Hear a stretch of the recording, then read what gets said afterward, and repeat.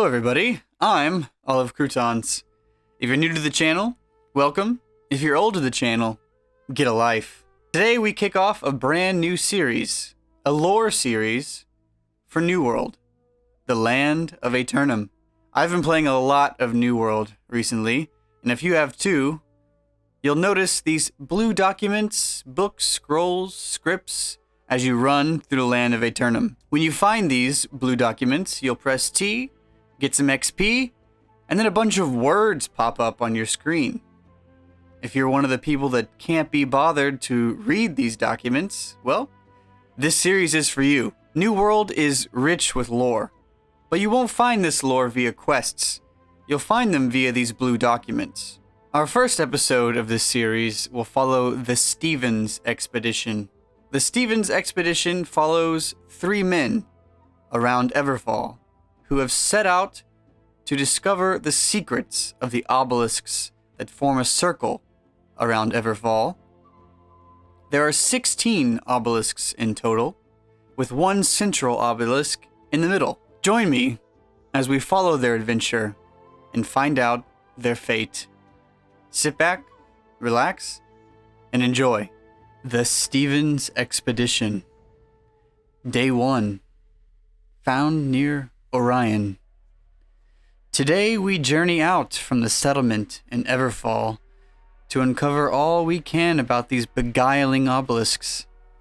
I, Roger Henry Stevens, lead this expedition and am accompanied by 2 strong associates, Walter McKay and Elias Anders.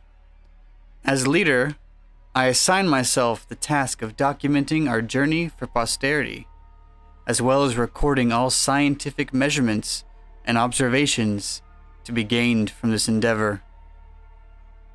As draft animals are difficult to come by, our expedition is lightly equipped, bearing only what we may carry on our backs.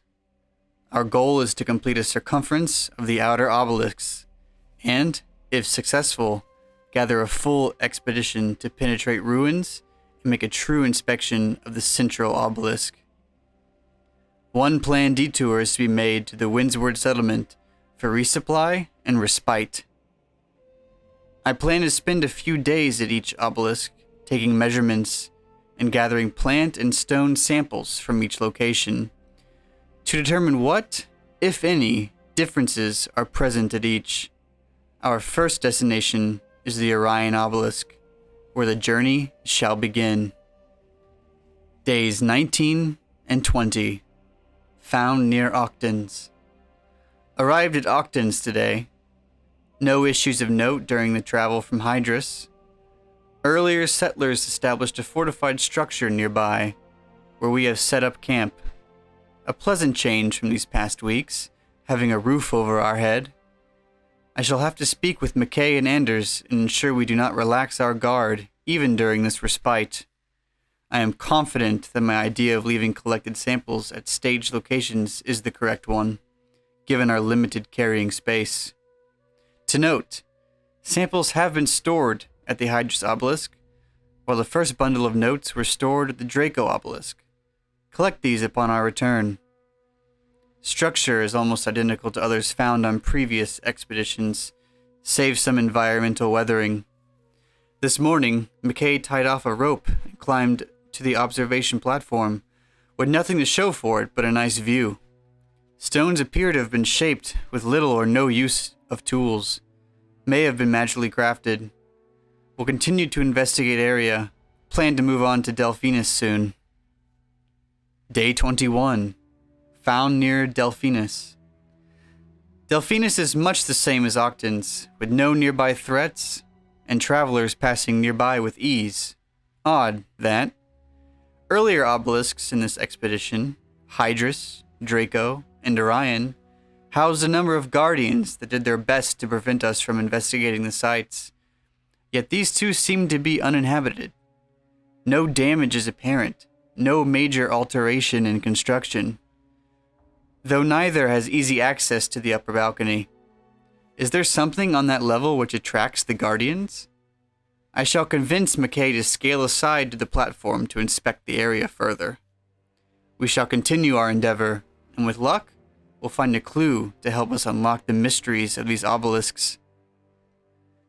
Day 26, found near Cygnus. A smear of blood obscures much of the text, but it's clearly written in a different hand than previous entries. Stevens is dead. McKay is dead. I'm likely next.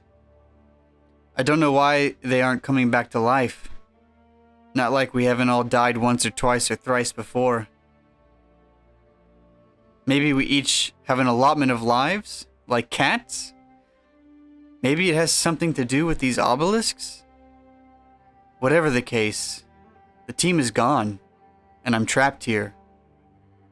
Whoever finds this, please, And that is where the Stevens expedition entries end. Well, there you have it. If you enjoyed this lore video, please consider giving it a thumbs up and subscribing to the channel. And leave a comment with any suggestions you may have for future lore videos. And hopefully see you in the next one. Peace. Ah.